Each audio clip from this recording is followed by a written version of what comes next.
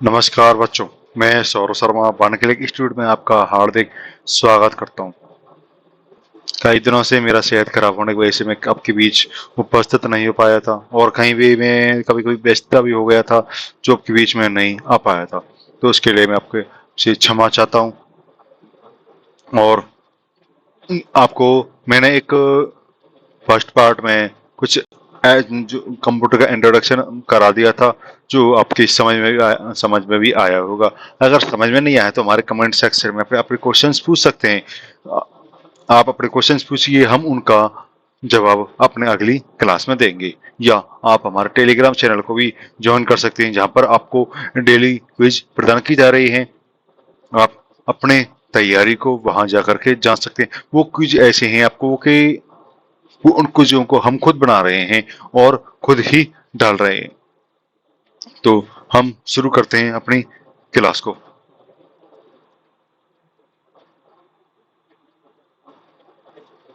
Computer का वर्गीकरण, classification of computer.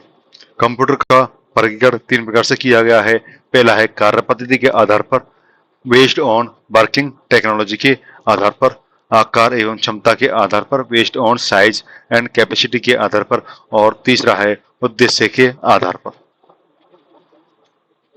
आपको बताया था कि कंप्यूटर का वर्गीकरण, उसमें से पहला पार्ट कौन सा है? कार्य पद्धति के आधार पर, बेस्ड ऑन साइज। तो ये कार्य पद्धति बेस्ड ऑन वर्किंग टेक्नोलॉजी के आधार पर कंप्यूटर को तीन पार्ट्स में बांटा गया है। कौन कौन से? एनालॉग, डिजिटल और हाइब्रिड। आपको आगे समझाया जाएगा कि एनालॉग, डिजिटल और हाइब्रिड किस प्रकार से कार्य करते हैं और क्या क्या होते हैं। इसमें आपका क्लासिफिकेशन ऑफ कंप्यूटर में आपका दूसरा है आकार एवं क्षमता के आधार पर, based on size and capacity. तो इसमें पहला है आपका माइक्रो कंप्यूटर, दूसरा आपका मिनी कंप्यूटर, और तीसरा है आपका मेन फ्रेम कंप्यूटर, और चौथा है आपका सुपर कंप्यूटर।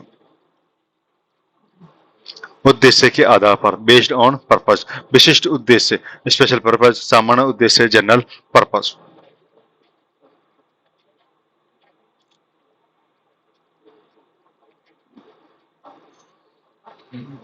बता दिया आपको। एक कार्य पद्धति के आधार पर कंप्यूटर कितने भागों में बांटा गया? तीन भागों में। कौन कौन से? एनालॉग, डिजिटल और हाइब्रिड। तो इसमें आपका पहला है एनालॉग। एनालॉग कहता है कि इसमें विद्युत के एनालॉग रूप, भौतिक राशि जो लगातार क्या रहती है? बदलती रहती है, का प्रयोग किया जाता है। ये कंप्यूटर भौतिक राशियों जैसे ताप, दाब, द्रव के प्रवाह आदि पर क्या करते हैं? कार्य करते हैं। ये कंप्यूटर गिनने के बजाय मापने क्या करता है? कार्य करता है। ये उदाहरण क्या है इसके? एक पेट्रोल पंप पर लगा एनालॉग कंप्यूटर पंप से निकले पेट्रोल की मात्रा को मापकर लीटर में दिखाता है तथा उसके मूल्य क्या करता है? गणना स्क्रीन पर दिखाता है। किसकी? पेट्रोल की। ठीक है, पेट्रोल की क्या करता है? मूल्य की गणना करता है, उसको क्या करता है? स्क्रीन पर दिखाता है। पहले उसको काउंटिंग करेगा, एक, दो, तीन, इसके अकॉर्डिंग फिर उसको डिजिटल के रूप में दिखाता है। अब आपका डिजिटल कंप्यूटर, ये इलेक्ट्रॉनिक संकेतों पर चलते हैं तथा इसमें मापने गणना के लिए द्विआधारी अंक पद्धति, बाइनरी नंबर सिस्टम, जीरो या वन का क्या किया जाता है? प्रयोग किया जाता है। इन कंप्यूटर की गणना 100% क्या होती है? शुद्ध होती है। किसकी? डिजिटल कंप्यूटर की सिद्ध होती है। वर्तमान प्रचलित अधिकांश कंप्यूटर इसी प्रकार के हैं। जो वर्तमान में जो कंप्यूटर चल रहे हैं वो सारे कंप्यूटर कौन से हैं? डिजिटल कंप्यूटर हैं, जो जीरो और वन बाइनरी नंबर पर क्या करते हैं? कार्य करते हैं। बाइनरी नंबर आपको पार्ट वन में समझा दिया गया था कि बाइनरी नंबर क्या होते हैं और ये किस प्रकार कार्य करते हैं। अब आपका हाइब्रिड कंप्यूटर, यह डिजिटल एवं एनालॉग कंप्यूटर का मिश्रित रूप है। इसमें इनपुट एवं आउटपुट के लिए एनालॉग संकेतक का उपयोग होता है तथा गणना व प्रोसेसिंग के लिए डिजिटल कंप्यूटर रूप का क्या किया जाता है? प्रयोग किया जाता है। हाइब्रिड कंप्यूटर का उपयोग अस्पतालों में बहुत ऐसे किया जाता है जहां रोगी की विभिन्न जांचों, तापमान, रक्तचाप आदि को क्या किया जाता है? एनालॉग सिग्नल के रूप में ग्रहण करता है। उन्हें डिजिटल सिग्नल में बदलकर गणना करके प्राप्त परिणाम में को क्या करता है? प्रदर्शित करता है। कौन? Hybrid computer. ये दोनों क्या होता है? मिश्रित रूप होता है। अब आपका आकार एवं क्षमता के आधार पर, बेस्ड ऑन साइज कैपेसिटी।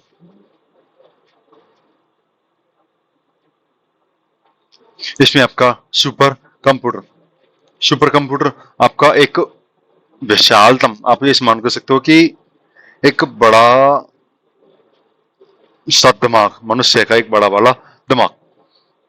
ये एक कंप्यूटर आकार में सबसे बड़े, अधिक शक्तिशाली क्या होते हैं, महंगे होते हैं। इसमें कई प्रोसेसर समानांतर समांतर क्रम में लगे होते हैं। इस तरह इसमें मल्टी प्रोसेसिंग और समानांतर प्रोसेसिंग, पैरेलल प्रोसेसिंग का किया था, उपयोग किया था। किसमें? सुपर कंप्यूटर में।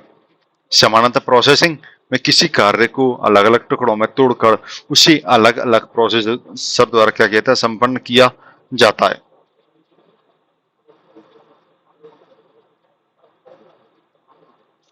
विश्व का प्रथम सुपर कंप्यूटर कौन सा है? क्रे के 1S, ये रखा।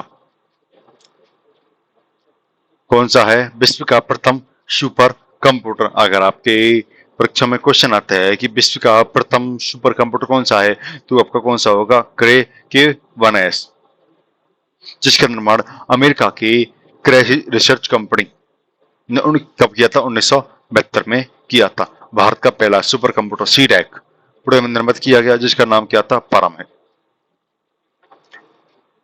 उपयोग: अंतरिक्ष अनुसंधान, मौसम विज्ञान, भूगर्भीय सर्वेक्षण, परमाणु परीक्षण में किसका उपयोग किया जाता है? किसका प्रयोग किया जाता है? सुपर कंप्यूटर का प्रयोग किया जाता है, क्योंकि ये सर्वाधिक गति वाले होते हैं, जिसका हमको क्या होता है? तुरंत रिजल्ट प्राप्त होता है। अब आपका मेन फ्रेम कंप्यूटर, ये आकार में क्या होते हैं? काफी बड़े होते हैं, तथा इनमें माइक्रो प्रोसेसर की संख्या भी क्या होती है? अधिक होती है। ये माइक्रो व मिनी कंप्यूटर की अपेक्षा अधिक जटिल समस्याओं का क्या करते हैं? समाधान करते हैं, जिनको इनको एयर कंडीशनिंग क्या होती है? आवश्यकता होती है। उपयोग: रेलवे आरक्षण, इंश्योरेंस कंपनियों में, रिसर्च संगठनों, बड़ी औद्योगिक इकाइयों में क्या किया जाता है? किसका उपयोग किया जाता है? मेन फ्रेम कंप्यूटर का उपयोग किया जाता है।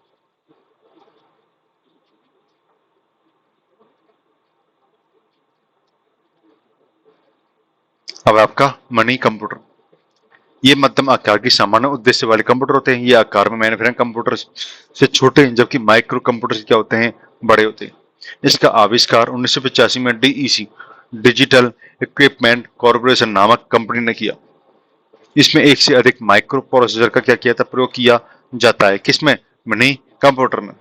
इस पर कई व्यक्ति एक साथ काम कर सकते हैं, अतः संसाधन क्या कहता है? साझा उपयोग होता है। ये क्या कहता है? पार्टनर के तौर पर भी कार्य कर सकता है। कौन सा? Mini computer. इसका उपयोग होता है यात्री आरक्षण में, बड़े ऑफिस में, कंपनी में, अनुसंधान में। किसका उपयोग किया जाता है? मिनी कंप्यूटर का उपयोग किया जाता है। अब है आपका माइक्रो कंप्यूटर,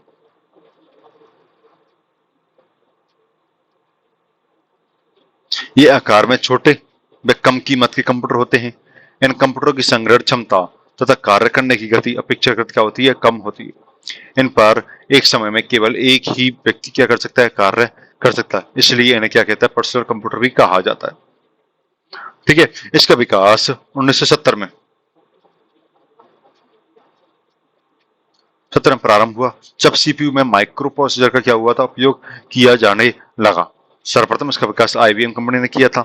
इसमें 8, 6, 60, 32, 64 बिट माइक्रो प्रोसेसर का प्रयोग किया जाता है। किसमें? माइक्रो कंप्यूटर में। घर, ऑफिस, विद्यालय, व्यापार, उत्पादन, रक्षा, मनोरंजन, चिकित्सा आदि अनगिनत क्षेत्रों में क्या इसका क्या हो रहा है? उपयोग हो रहा है। माइक्रो कंप्यूटर के जो उदाहरण है क्या है? डेस्कटॉप, एक डेस्क पर रखा जाने वाला पर्सनल या माइक्रो मिनी कंप्यूटर। अब आपका लैपटॉप, ये क्या होता है? एक माइक्रो कंप्यूटर का उदाहरण है। कौन सा? लैपटॉप। यह डेस्कटॉप कंप्यूटर से छोटा व नोटबुक कंप्यूटर से क्या होता है? बड़ा होता है। इसमें कीबोर्ड व स्क्रीन एक साथ इंटीग्रेशन होते हैं, मतलब संबंध होते हैं। एक इसी के अंदर कीबोर्ड है, इसी के अंदर माउस है, इसी के अंदर मेमोरी है, सारा सब कुछ किसके अंदर होता है? एक छोटे से डिब्बे के अंदर होता है। अब आपको बता देते हैं कि लैपटॉप का जो आविष्कार हुआ था वो क्या हुआ था? 1981 में एडम आस बर्न ने किया था। कब किया था?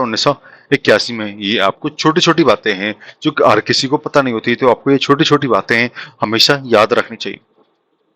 अब आपका पाम टॉप कंप्यूटर या डिजिटल डायरी या नोटबुक या पीडीएफ, पर्सनल डिजिटल असिस्टेंट, ठीक है ना। तो इसका ये हाथ में रखे जा सकने वाले कंप्यूटर होते हैं। पाम टॉप कंप्यूटर में कीबोर्ड अलग से नहीं होते हैं, इनकी स्क्रीन ही इनपुट वे क्या करती है, आउटपुट की क्या करती है, कार्य करती है। स्क्रीन पर ही इनका क्या होता है, सब कुछ होता है। अब आपका बेस्ड ऑन पर्पज के आधार पर, तो सामान्य उद्देश्य कंप्यूटर, जनरल पर्पज कंप्यूटर, इनका उपयोग सामान्य उद्देश्य जैसे गणितीय गणनाओं, व्यावसायिक क्षेत्र, विश्लेषणात्मक क्षेत्र व ग्राफिक्स में किया जाता है। इसमें कंप्यूटर का स्वरूप तो समान होता है, किंतु अलग अलग उद्देश्य को पूरा करने हेतु विभिन्न सॉफ्टवेयर क्या होता है, प्रयोग होता है। सभी पर्सनल कंप्यूटर पीसी इसी प्रकार के कंप्यूटर होते हैं। कौन से, सामान्य उद्देश्य जनरल पर्पज, जो हम क्या करते हैं, हम अपने काम में लेते हैं। लैपटॉप हो गया, पाम टॉप हो गया, आपका मोबाइल है जो क्या करते हैं, पर्सनल यूज में लेते हैं। अब आपका स्पेशल पर्पज, इसका उपयोग विशेष कार्य करने के लिए किया जाता है। यह कंप्यूटर किसी विशेष कार्य को पूरा करने में दक्ष होते हैं। उदाहरण, कपड़े की मील में कपड़े की गुणवत्ता, डिजाइन व रंगों को जांचने के लिए। आप बस इसका उपयोग जो कर पाएंगे वो किस किस एक चीज में उपयोग कर पाएंगे, ना कि इसका उपयोग विभिन्न क्षेत्रों में कर पाएंगे। अब आपका computer organisation, hardware and software.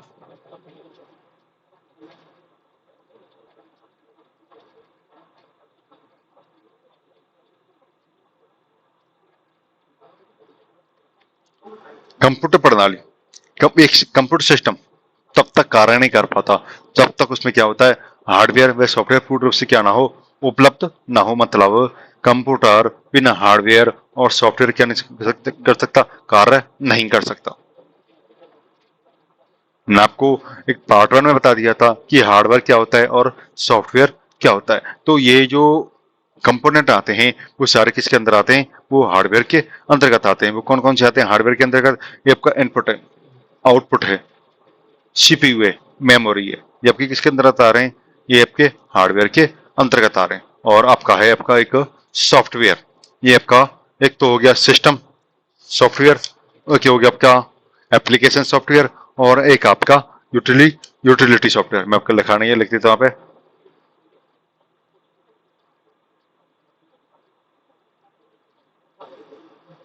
Utility software.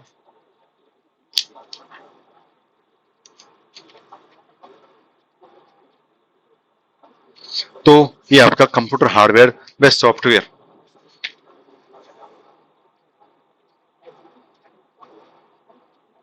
Sorry, एक गलती हो गई थी, हाँ।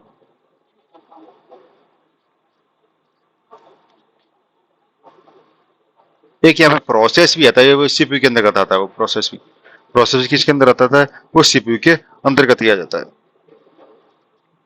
ना। कंप्यूटर हार्डवेयर, कंप्यूटर के भी भौतिक भाग जिन्हें हम क्या कर सकते हैं, देख सकते हैं, छू सकते हैं, एवं उन पर क्या कर सकते हैं, कार्य कर सकते हैं। कंप्यूटर हार्डवेयर कहलाते हैं। दूसरे शब्दों में हम कह सकते हैं कि कंप्यूटर की समस्त मशीनरी अथवा उपकरण कंप्यूटर हार्डवेयर कहलाते हैं।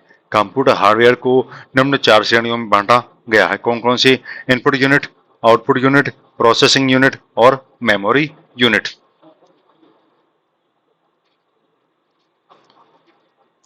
उपरोक्त कंप्यूटर हार्डवेयर उपकरण मिलकर किसी कार्य को पूरा करते हैं, अतः इसे कंप्यूटर सिस्टम कहा जाता है। कंप्यूटर सिस्टम की कार्यविधि को निम्न ब्लॉक डायग्राम द्वारा समझा जा सकता है। आपने क्या दिया, इनपुट दिया, कंप्यूटर को एक इनपुट दिया, तो वो क्या करेगा, सबसे पहले कंट्रोल यूनिट के पास जाएगा,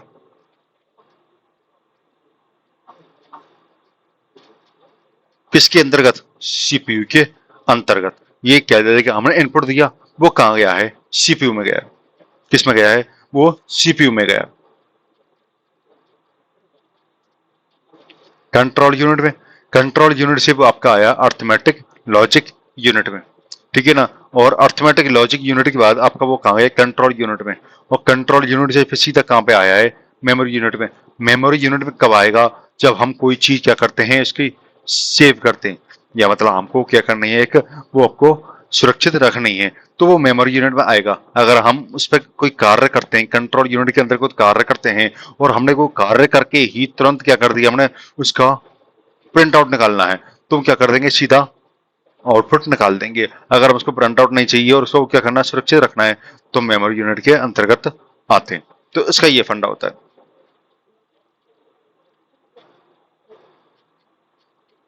तो इनपुट यूनिट, इस यूनिट में कंप्यूटर के बेस सभी उपकरण होते हैं जिनका प्रयोग कंप्यूटर सिस्टम में डेटा एंटर करने के लिए किया जाता है। इनके द्वारा निम्न कार्य किए जाते हैं। यूजर द्वारा डेटा तथा निर्देशों को क्या करता है, स्वीकार करना होता है।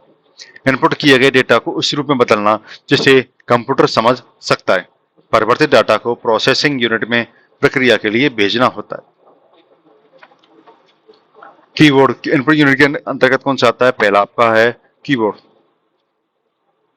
यह टाइप करने या कंप्यूटर को निर्देश देने के लिए प्रयोग में लाया जाने वाला सबसे महत्वपूर्ण यूनिट है, उपकरण है, जो टाइपराइटर के समान होता है। सामान्यतः कीबोर्ड में 102, 104, 108 की होती हैं। जो जनरल आते हैं वो 104 आती हैं। जो सामान्यतः कंप्यूटर में जो बटन आते हैं वो कितने आते हैं, 104 आते हैं, 104। इन कुंजियों को अलग अलग श्रेणियों में रखा गया है जो अंगाकृत किस प्रकार से हैं। जैसे ये आपका कीबोर्ड हो गया, अब क्या हो गया, कीबोर्ड। आपको ये लग नहीं रहा होगा 104 या 102 या 108 क्या है, ये बटन से। और आप गिनने बैठोगे तो आपको आराम से ये 102, 104 या 108 बटन आपको आराम से मिल जाएंगे। तो आपको बताते हैं कि अल्फाबेट की ये कीबोर्ड का मुख्य भाग होता है जिस पर अंग्रेजी वर्णमाला के अक्षर अपर केस लोअर केस लिखे जाते हैं। कैप्स लॉक की शिफ्ट की के साथ प्रयोग से कैपिटल लेटर अन्यथा स्मॉल लेटर में टाइप किया जा सकता है। कौन से वाले, ये वाले।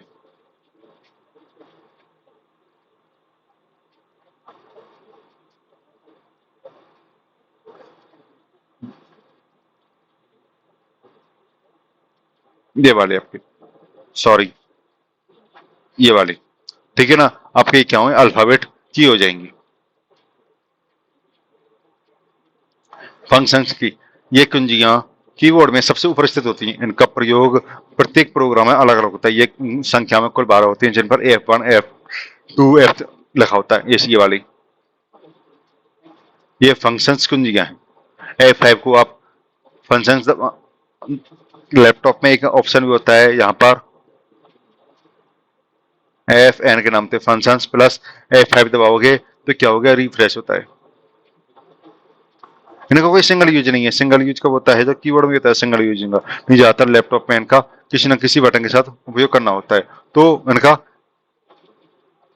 किसी न किसी बटन के साथ क्या करना होता है, इसको उपयोग करना होता है। अब होता है नेविगेशन अथवा आगे कुंजिया। नेविगेशन की कौन सी है वाली, नंबर 3 के निशान बने हुए, ये लिखा हुआ है कि इन कुंजियों का प्रयोग कर्सर को कंट्रोल द मूवमेंट के लिए करते हैं। ये चार संख्या में क्या होती हैं, कितनी होती है, 4 होती हैं। जो लेफ्ट, राइट, अप, डाउन। अब आती है स्पेशल की, कुछ विशेष कार्यों के लिए काम में ली जाती है, कभी कभी काम में ली जाती है। कौन कौन सी, एंटर, कभी कभी काम में ली जाती है। किसी निर्देश को लिखने के बाद उसे संपादित करना अथवा टाइप करते समय पैराग्राफ बदलने के लिए एंटर कुंजी का क्या प्रयोग किया जाता है। अगर आप कोई पैराग्राफ नहीं टाइप कर रहे हैं तो आप एंटर कुंजी का उपयोग नहीं करोगे। अगर आप गूगल ट्रांसलेट कर रहे हो तो आप एंटर कुंजी का क्या करोगे, उपयोग करोगे, उसको एंटर करने के लिए, डाटा को एंटर करने के लिए। एग्जिट की ये कंप्यूटर प्रोसेसिंग के दौरान रद्द मतलब कैंसिल करने की क्या करती है, कार्य करती है। कौन सी, एग्जिट की। शिफ्ट की टाइप करते समय इस कुंजी को दबाकर कैपिटल अक्षर लिखे जाते हैं एवं ऐसी कुंजी पर जिन पर 2 अक्षर लिखे होते हैं उन पर लिखे अक्षर को टाइप करने के लिए उस कुंजी को शिफ्ट के साथ प्रयोग किया जाता है। कौन से बता देता हूँ आपको, ये आपकी शिफ्ट हो गई। अगर हम शिफ्ट दबाकर ए दबाएंगे तो हमारा कैपिटल ए हो जाएगा। अगर हम हमारा कैप्स लॉक ऑन है और हमने शिफ्ट प्लस ए दबा दिया तो हमारा स्मॉल हो जाएगा। समझ गए। अब यहाँ पे एक तो एट द रेट है और एक 2 है, ठीक है ना। तो हम क्या करेंगे, अगर सिंपल दबाते हैं तो सिंपल क्या हो जाएगा, बड़ा 2 आ जाएगा। ठीक है ना। अगर हम शिफ्ट के साथ दबाते हैं तो शिफ्ट के साथ क्या आएगा हमारा @ है, क्योंकि इसने बोला है कि अपन की जो संख्या ऊपर वाली होती है, अगर उन संख्याओं को हम शिफ्ट के साथ यूज करते हैं तो वही संख्या आ जाएगी। अगर उनको शिफ्ट के साथ यूज नहीं करेंगे तो जो संख्या लिखी हुई है नीचे की वो आएंगी। कंट्रोल एंड ऑल्ट इन कुंजी का प्रयोग विशेष कार्यों के लिए करते हैं। शॉर्टकट की बनाने में प्रयोग लिए जाते हैं। इन्हें क्या कहते हैं? कॉम्बिनेशन की भी कहा जाता। किसको? कंट्रोल व ऑल्ट को। ये रहा, ये आपकी दो तरफ होते हैं, ऑल्ट कंट्रोल, ऑल्ट कंट्रोल की तरफ, तीन दो तरफ होती है। पता जाता हूँ कब की ये विंडो की होती है, ये वाली विंडो की होती है। ठीक है, ये कभी कभी आता है, किसी किसी कीबोर्ड में आता है, किसी किसी कीबोर्ड में नहीं आता। बता दिया आपको मैंने। विंडो की क्या होती है? किसी विंडो को ऑन करने के लिए, और डिलीट चुने हुए ऑब्जेक्ट को हटाने के लिए, बैक स्पेस वर्तमान कर्सर के बाईं ओर के अक्षर को मिटाने के लिए। ये क्या आता है? जो डिलीट होता है वो क्या करता है? दाईं ओर के अक्षर को हटाता है। अगर हमने कुछ टाइपिंग किया है और हमको डिलीट यूज करते हैं तो क्या करते हैं? वो दाईं ओर से वर्ड को बताते। मतलब अपन का जैसे एप्पल लिखा हुआ है, ऊपर का कर्सर इधर है, समझ रहे हो? तो ये क्या करेगा? डिलीट हमारे इन शब्दों को बता देगा, बैक स्पेस इन शब्दों को बता देगा। बस इतना याद रखना आपको। स्पेस बार कीबोर्ड की सबसे बड़ी कुंजी, जो एक अक्षर खाली जगह छोड़ने के लिए काम में ली जाती है। कौन सी वाली? ये वाली। ये क्या होती है आपकी? Back space, sorry space bar. Back space आपका डिलीट बाईं ओर से हटाने के लिए हो जाता है। अब आपका टैब, टैब क्या करता है? टैब बताता हूँ आपको कहां पर है। ये रहा आपका टैब। ये टैब है आपका। ये टैब क्या करता है? एक बार में या तो 5 वर्ड या अक्षर या फिर 0.5 क्या करता है? 0.5 इस इंची क्या करता है? खाली जगह छोड़ने छोड़ता है। कौन सा? यह टैब। अब आती है न्यूमेरिक की। ये कुंजियां कीबोर्ड में दाईं ओर स्थित होती हैं। इनका प्रयोग 0 से 9 तक की संख्याओं करने के लिए किया जाता है। ये वाली संख्या है numeric key. Toggle key, num locks, cap lock, scroll lock और क्या कहते हैं? टॉगल की को कहा जाता है इनको। अब आपका माउस, माउस से क्या है? पॉइंटिंग उपकरण है जो जीयूआई ग्राफिकल यूजर इंटरफेस वातावरण में बहुत ऐसे काम में लिया जाता है। माउस के द्वारा मुख्य रूप से फाइलों की कॉपी, मूविंग या लोकेटिंग क्या कहता है? कार्य किया जाता है। माउस के प्रकार, माउस कितने प्रकार का होता है? 3 प्रकार का। एक तो सीरियल माउस, PS2 माउस और बस माउस। अब है आपका जॉयस्टिक। ये कर्सर कंट्रोल उपकरण है जिसका प्रयोग मॉनिटर पर कर्सर को नियंत्रित करने के लिए किया जाता है। मुख्यतः इसका उपयोग कंप्यूटर में वीडियो गेम खेलने के लिए किया जाता है। किसका उपयोग? जॉयस्टिक का उपयोग किसमें किया जाता है? वीडियो गेम खेलने के लिए किया जाता है। आपको ये चीज जरूर याद रखनी है। ये आपका माउस हो गया। ये क्या हो गया आपका? माउस। ये स्क्रॉल हो गया। ये बटन हो गया। कौन सा वाला? ये राइट और ये लेफ्ट। अब है आपका ट्रैक बॉल। ट्रैक बॉल भी माउस की तरह क्या कहते हैं? पॉइंटेड डिवाइस है। इसमें ऊपर की तरफ एक क्या होती है? बॉल लगी होती है जिसे अंगुलियों की सहायता से क्या कहता है? घुमाया जाता है। किसको? ट्रैक बॉल को। आपको चित्र दिखाऊंगा आगे कि आपको इसमें से आराम से सब समझ में आ जाएगा, इसमें आपको कोई भी दिक्कत नहीं आएगी। यह बॉल जिस दिशा में घूमती है, माउस पॉइंटर भी क्या करता है? उसी दिशा में घूमता है। मुख्यतः इसका उपयोग लैपटॉप में माउस के स्थान पर किया जाता है। अब आपका कौन सा? स्कैनर। स्कैनर एक इनपुट उपकरण है जो फोटोकॉपी मशीन की तरह क्या करता है? कार्य करता है। यह हस्तलिखित दस्तावेज या किसी फोटो को कंप्यूटर में इनपुट करता है। स्कैनर पर लगे लेंस व प्रकाश स्रोत बदलकर कंप्यूटर की मेमोरी में पहुंच पहुंचा दिया जाता है।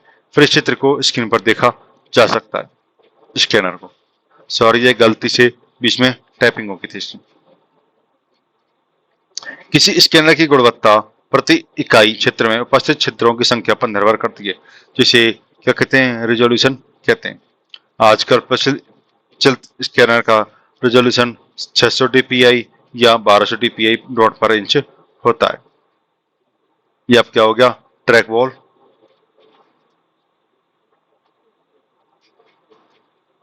ठीक है ना, ये आपकी क्या हो गया, स्कैनर। अब आपका लाइट पेन। लाइट पेन भी एक पॉइंटिंग डिवाइस है जिसकी सहायता से स्क्रीन पर सीधे ही कोई आकृति क्या की जा सकती है, बनाई जा सकती है। जैसे मैं क्या कर रहा हूँ, ये जो लिख रहा हूँ मैं, ये क्या कर रहा हूँ, एक लाइट पेन यूज कर रहा हूँ मैं। क्या यूज कर रहा हूँ, लाइट पेन यूज कर रहा हूँ। जैसे मैं क्या कर सकता हूँ, लिख सकता हूँ, किसी तरह से लिख सकता हूँ, कुछ भी बना सकता हूँ उसमें। इसके एक सिरे में पतली टिप होती है, इसमें एक फोटो सेल लगा होता है। जब पेन की टिप से कोई आकृति बनाई जाती है तो इसकी पल्स स्क्रीन से ट्रांसमिट होकर कोड जनरेट कर लेती है और कंप्यूटर स्क्रीन पर वह आकृति दिखाई देती है। मुख्यतः इसका प्रयोग मेनू लिस्ट में से निर्देश को चुनने या ड्राइंग सॉफ्टवेयर में किया जाता है। अब आपका वेब कैमरा। वेब कैमरे का प्रयोग वीडियो इनपुट करने के लिए किया जाता है। इस कैमरे द्वारा ली गई इमेज को वर्ल्ड वाइड वेब के द्वारा एक्सेस किया जाता है। क्या किया था, वर्ल्ड वाइड वेब के द्वारा क्या किया था, एक्सेस किया जाता है। इसको चलाने एवं ऑपरेट करने के लिए एक विशेष प्रकार के सॉफ्टवेयर का प्रयोग किया जाता है। मुख्यतः इसका प्रयोग वीडियो कॉन्फ्रेंस के लिए किया जाता है। किसका, वेब कैमरे का उपयोग। ये आपका लाइट पेन और ये आपका वेब कैमरा।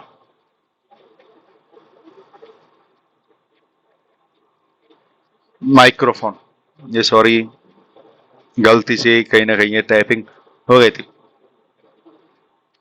माइक्रोफोन का प्रयोग ध्वनि को कंप्यूटर में इनपुट करने के लिए किया जाता है।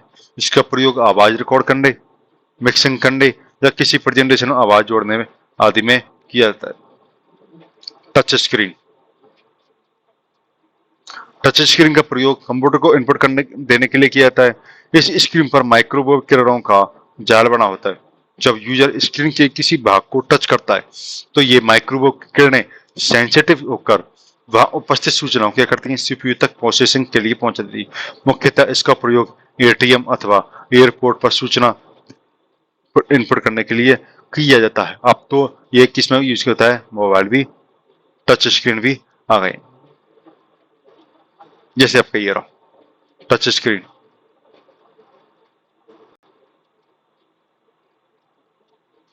और इसका क्या हो गया, माइक्रोफोन। बारकोड।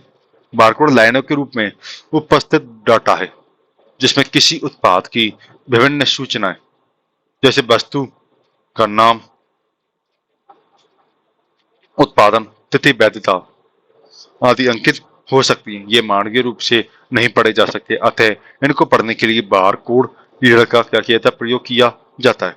मुख्यतः इनका प्रयोग डाकघर, शॉपिंग मॉल, मेडिकल स्टोर आदि जगहों पर किया जाता है। अब है आपका ओएमआर, ऑप्टिकल मार्क रीडर। यह डिवाइस कागज की शीट पर पेन या पेंसिल के चिन्ह की उपस्थिति और अनुपस्थिति को क्या करता है, दर्शाता है।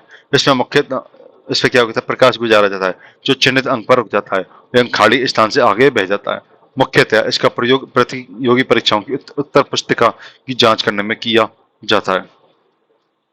ये आपका क्या हो गया, बारकोड हो गया। और ये क्या हो गया, बारकोड स्कैनर। और ये क्या होगी, ओएमआर, जबकि ओएमआर हो गई जिसका ऊपर एग्जाम होता है। अब की क्या होती है, ओएमआर होती है। ऑप्टिकल कैरेक्टर रीडर, ओसीआर में डाटा लिखने के एक मानक सेट होता है जिसे ओसीआर मानक कहा जाता है। इन डाटा को मनुष्य या मशीन द्वारा पढ़ा जा सकता है। ओसीआर में डाटा को पढ़ने के लिए प्रत्येक अक्षर को एक प्रकाश स्रोत से प्रकाशित किया जाता है जो सेंसर द्वारा पढ़ लिया जाता है। अब है आपका एमआईसीआर, चुंबकीय स्याही से लिखे अक्षरों को पढ़ने के लिए एमआईसीआर का प्रयोग किया जाता है। जैसे बैंक में चेक पर नंबर पढ़ने हेतु। जैसे आपका ये रहा ओसीआर। ओसीआर क्या कर रहा है, आपके जो बढ़ाने हैं इनको क्या करता है, पढ़ने के काम आता है। अब मैं एमआईसीआर का फोटो लाना भूल गया था, इसलिए मैं आपका अगली उसकी जो फोटो है वो आपकी अगली क्लास में दिखा दूंगा। तो आपको यहाँ तक समझ में भी आया होगा। तो हमारे साथ बने रहिए और आपके जो भी डाउट हैं हमारे कमेंट सेक्शन में दीजिए। अपने सुझाव भी दीजिए कि हमको क्या सुधार करना है, क्या सुधार नहीं करना है। तो आप अपने सुझाव भी दीजिए और हमारे टेलीग्राम चैनल पर जरूर जुड़िएगा, क्योंकि वहां पर हम अपने क्वेश्चन डाल रहे हैं क्योंकि आपकी एक अच्छी तैयारी हो सके। तो मिलते हैं हम अपनी क्लास अगली क्लास में, तब तक के लिए धन्यवाद।